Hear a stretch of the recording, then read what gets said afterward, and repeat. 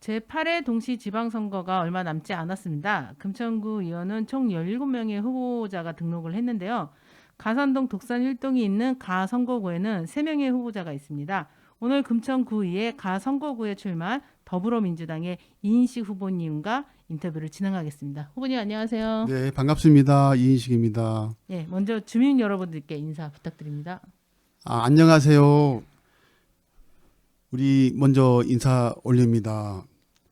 저는 금천구 가선거구 독산 일동 가산동의 구의원으로 출마한 이인식입니다. 그동안 코로나19로 인한 약 한 3년간 정도의 고생 많으셨습니다. 이제 점점 지역사회가 안정화되어 가고 있고 일상생활로 돌아가고 있습니다. 힘든 시기에 수고 많이 했습니다.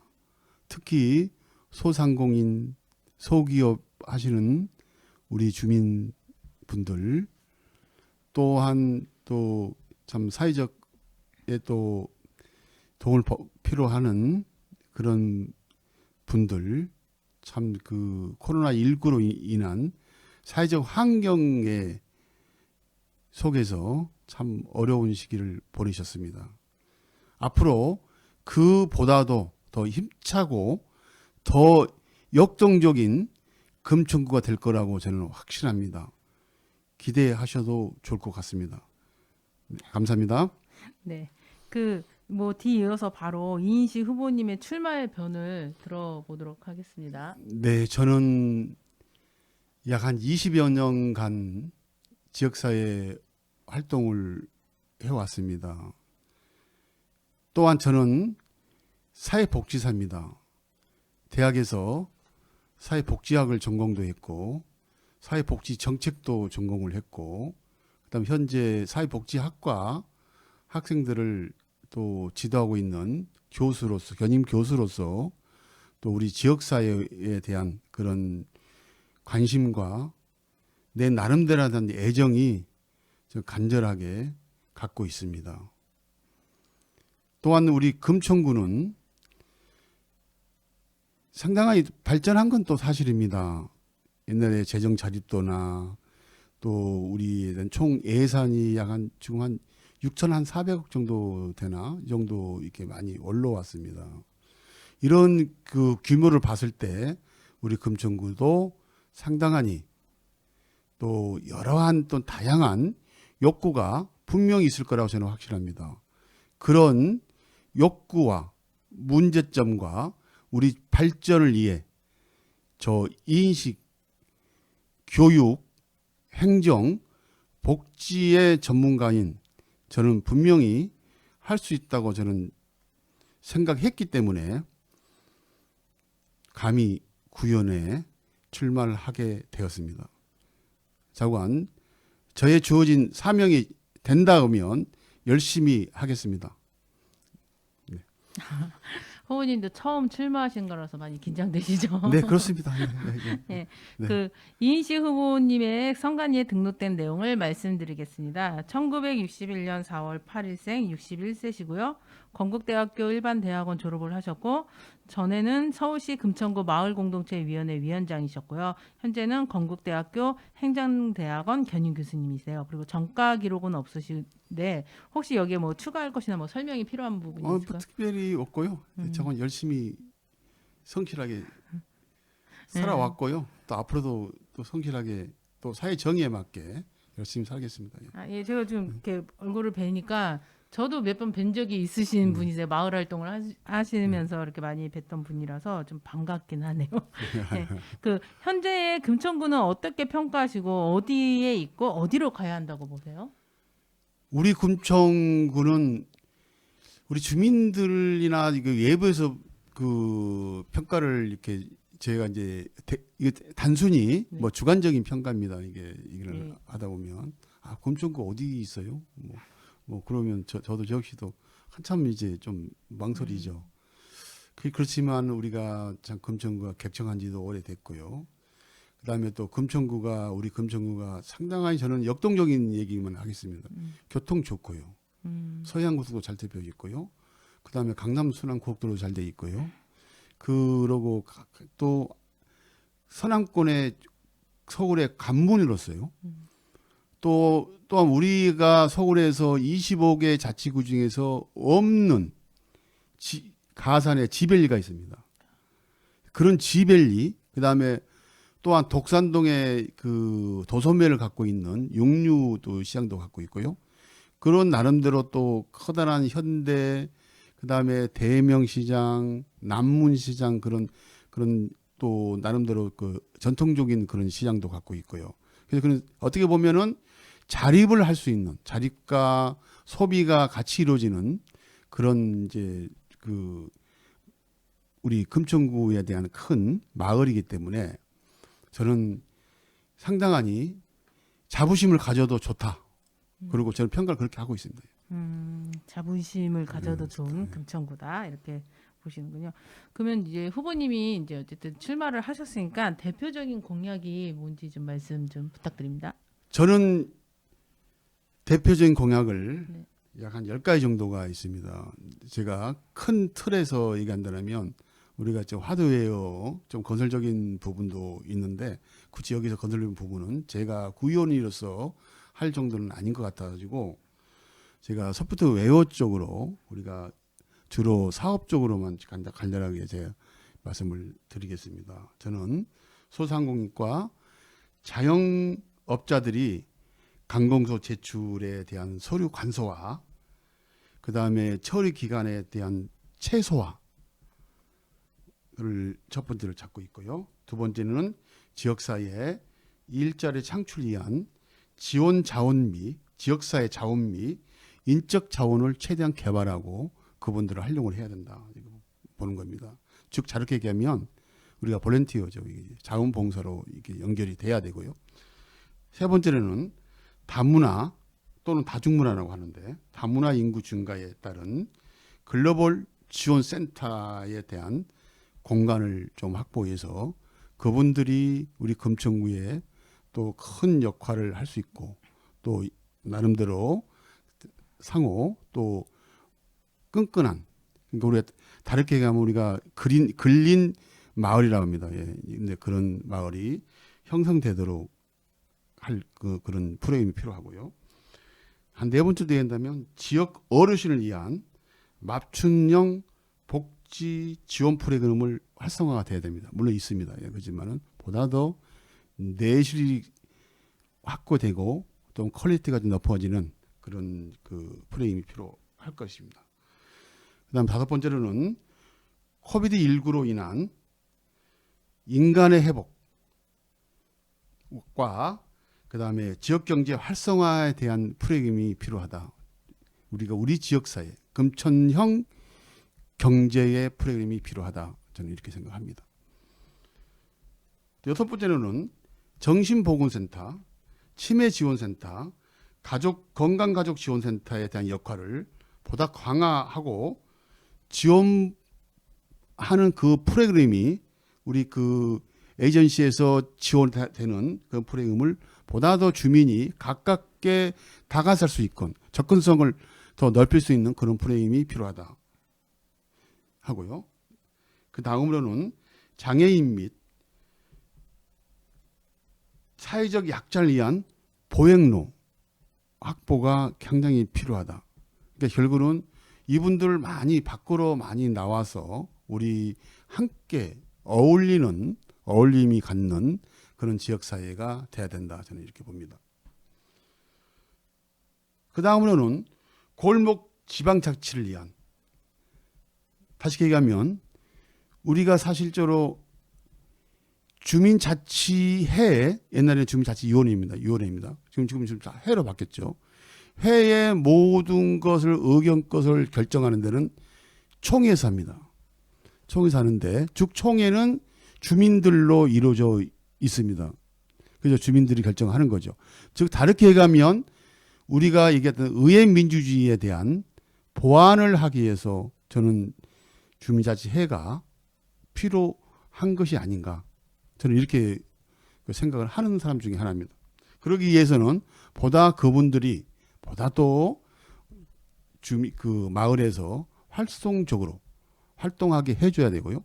또한 마을 활동가 또 역시 또 보다 또 그분들의 역할을 잘 할 수 있도록 구의회에서 또는 시의회에서 이런 그 다각적인 그런 제도권에서 지원을 많이 해줘야 됩니다. 저희는 경쟁 관계가 아닙니다. 제가 만약 구의원을 된다 하더라도 저는 그렇게 생각을 하고 있는 사람입니다.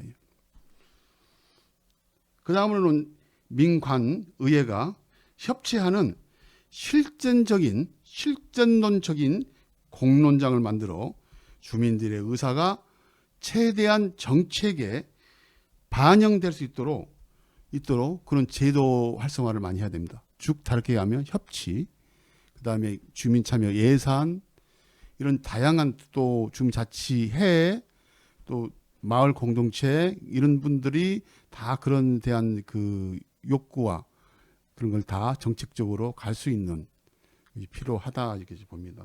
제가 너무 길게 하나요? 아니요, 괜찮습니다. 예, 자 마지막입니다. 네. 제가 갖고 있는 거예요. 자치단체, 그 지자체를 얘기합니다. 우리 구청을 얘기하는 거죠. 구청의 정보를 주민들이 아주 쉽게 접근할 수 있도록 제가 이런 개인의 정보를 보자는 것이 아니라 우리가 최소한 구에서 운영되고 있는 이런 프로그램이나 주민을 위한 거나 이런 프로그램은 쉽게 접근할 수 있도록 누구나 컴퓨터를 잘하던 또는 그렇지 않던 그런 주민들이 다 쉽게 접근할 수 있도록 제도적으로 근본적으로 개선을 해서 홍보를 많이 해야 됩니다.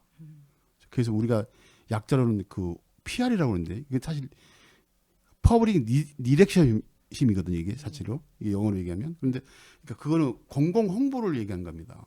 그 약자인데 사실 PR을 많이 해야 됩니다. 누가 공공에서 민간한테 많이 갖고 있습니다. 정보는 민간보다는 공공이 더 많이 갖고 있죠. 이 공공이 갖고 있는 그런 정보를 민간한테 많이 제공해서 민간이 선택해서 자기가 필요한 그런 프로그램을 이용할 수 있고 지방자치 제도에 대한 그런 충분한 그 이해도를 높일 수가 있을 것입니다. 그러므로 삶의 질을 향상을 이해할 수 있고요. 자기가 갖고 있던 그 인적 자원에 대한 그 하나의 스킬을 다른 분한테도 제공해서 자원봉사 활동을 할 수가 있을 것입니다. 네, 이 정도만 하겠습니다. 너무 길었습니다. 아니 10가지 네, 그 대표 공약을 말씀을 해주셨는데 이게 정말 말도 안 돼. 저걸 어떻게 하는 거는 없는 것 같아요. 다들 지금 그 이인식 후보님만의 뭔가 이렇게 지킬 수 있는 공약들을 이렇게 만드신 것 같은데 저기 소상공인 자영업자를 위한 관공서 서로 간소화는 되게 이렇게 좋은 것 같아요. 사실 우리가 너무 관적으로 이런 서류가 너무 복잡해서 어려워하시는 분들이 굉장히 많은데 이제 그 가산동 그 특수한 상황에 맞춰서 괜찮은 공약이고 저는 한 가지 좀 궁금한 게 장애인 사회적 약자 그 보행로가 필요하다고 말씀을 해주셨는데 사실 독산 일동과 가산동에 가보시면 보행로가 제대로 갖춰주지 않는 길들이 많이 있어요. 그리고 혹시 아시는지는 모르겠지만 가산동에서도 계속 몇 년 동안 계속 그 가산도서관 인근에 보행로를 만들어 달라는 얘기 혹시 알고 계시나요? 네, 알고 있습니다. 근데 요즘 제가 약간 요 최근에 가보니까 일부는 만들어져 있더라고요. 저쪽 라인으로. 몇 년 동안 얘기해서 일부만 만들어 놓고 나머지는 또 예산이 없어서 안 만들어주고 있다라고 또 얘기를 하시더라고요. 그래서 혹시 의원님이 그거를 좀 아셔서 이거를 공약에 넣으셨나 싶어서 약간 좀 이걸 아시고 이렇게 넣으셨나 약간 좀 반가웠어요. 저는 좀 아니까 그 길을. 그리고 독산동도 그 독산일동 주민센터 앞길 같은 경우도 상당히 보행로가 따로 없어서 좀 위험하다는 생각을 많이 하셨는데 이걸 또 필요하다고 말씀을 해주셔서 반가운 공약이 있지 않나 이렇게 생각합니다. 그래서 이렇게 많은 공약들을 또 말씀을 해주셨고 그러면 저희가 후보자님의 또 본인만의 또 매력이 뭐가 있을까요? 저는 사실 굉장히 무엇을 결정을 할 때는 굉장히 충분히 좀 이게 좀 나름대로 자료를 많이 좀 섭리를 합니다.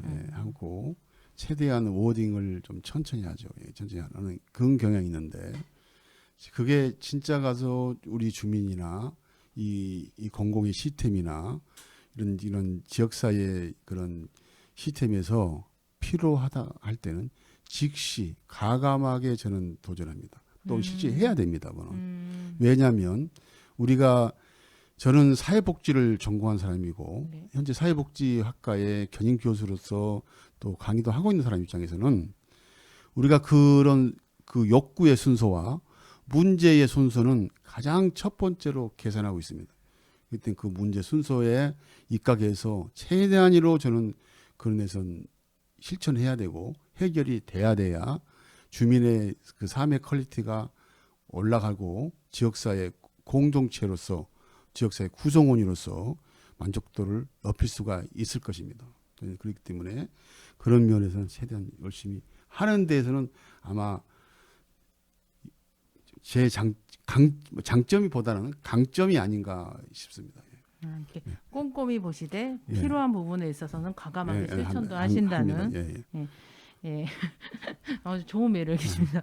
예, 그 저희가 마지막 질문에 앞서서 사실 후보님을 최근에 저희가 며칠 전에 뵀죠. 그 네. 지난 금요일 날 예. 저희가 그 독산동 시티렉스 앞에서 주민마이크 행사를 했는데 거의 끝날 때쯤에 오셔서 예. 저 지금 그 주민분들이 적어주신 예. 저런 메시지들을 보시고 가셨어요. 예. 그래서 제가 그 오늘 이제 후보님들한테 다 저거를 보여주면서 주민들의 의견이 이렇다라고 말씀을 드렸는데 우리 이인식 후보님은 그날 직접 오셔서 저 메시지들을 다 보셨으니까 좀 어떠셨는지 좀 궁금합니다. 제가 그 좀 늦게 사실은 이제 시간을 조금 못 맞춰가지고 좀 늦게 가서 제가 사진을 증거를 찍었고요. 네네. 네, 찍어서 보니까 참 그 사진 보니까 외양견, 그다음에 정치인들 잘해라.